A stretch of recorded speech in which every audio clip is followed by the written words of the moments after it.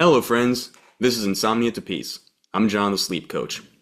Have you found a routine or a set of practices that have solved insomnia for you for quite some time?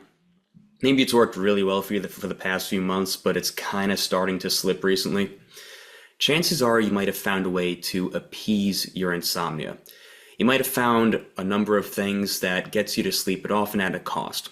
Sometimes people suffering from insomnia can luck out and find just the right combination of things taken in just the right order in order to get them to fall asleep.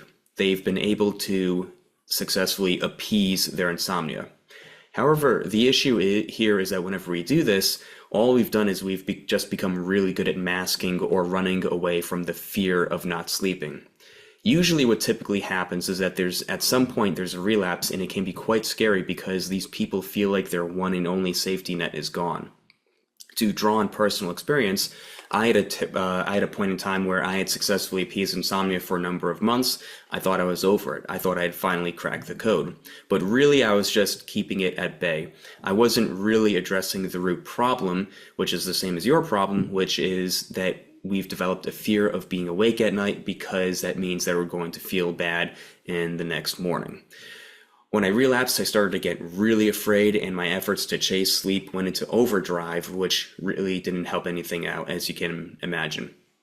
Fortunately, everything I did to fall asleep, all the efforts I took to fall asleep, were never really needed in the first place. In fact, big picture, all they really did was get in the way of long-term sustainable improvement. And the same is true for you. We don't need a recipe to fall asleep. We just feel like we need it when we're in the middle of insomnia because we are afraid and we feel like we need to seek out a solution. So if you're not sure that you're doing things to appease your insomnia, let's look at some common signs. It's taking time out of your day. It's stealing opportunities from your life. You have what feels like unresolved fear. You constantly ask yourself, what if it comes back? Once you're on the path of genuine, legitimate, long-term recovery, these concerns that you have just seem to naturally fade away. So let's say that you might be appeasing your insomnia. Maybe your routine has started to slip, or it's still working for you, but you might want to do away with appeasing insomnia in favor for more sustainable long-term improvement.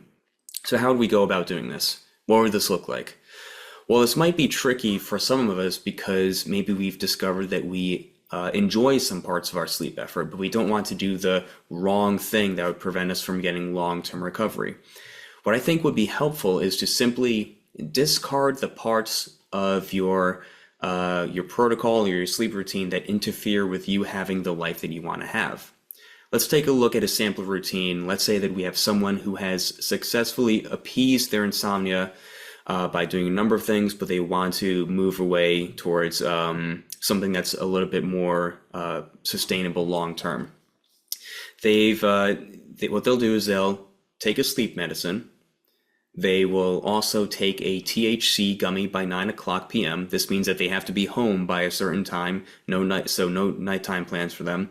And they also keep a fan on right next to the bed. Let's take a look at each of these things one by one. First off, the sleep medicine. Is this sleep medicine interfering with this person's life? Does this drug have any side effects that they don't really care for? Is it too expensive? Is it hindering their life in any way? This can be varied for a lot of people. Some people might only pay $5 for the medicine once a month and have no bad side effects from it. And if they're fine with taking that, then great. I don't see an issue there. If they feel like there's no reason to ditch, it's fine to keep taking the medicine if they want to. Just so long as you know that you don't have to, just know that you don't have to continue to take the medicine in order to overcome insomnia. Next up, taking a THC gummy by 9 o'clock. Two things to say here. If there's a chance that this gentleman is the kind of person who is fine with taking a THC gummy every day. If that's his choice, then great.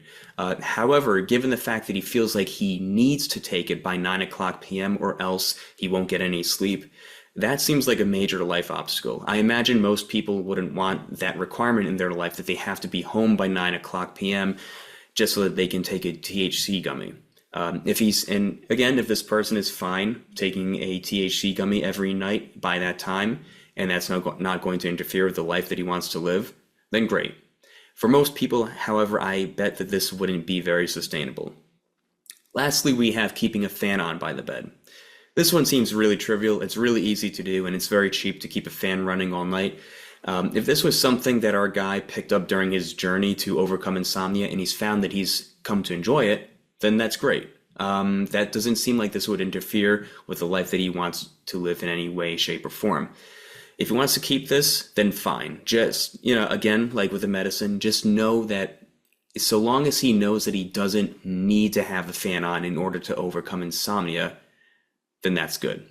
Knowing that it's just a small comfort, a small preference that you have, like wearing one set of pajamas over another before you sleep, that's what we want to keep in mind here. Now, if you believe that you have appeased insomnia and want to ditch the stuff that's not sustainable, just know that it might lead to a relapse, and that's totally normal. If that makes you hesitant, know that this will take you down the path, that this will most likely take you down the path of having less frequent, less severe relapses or speed bumps, and that down the line they'll get better and better and better.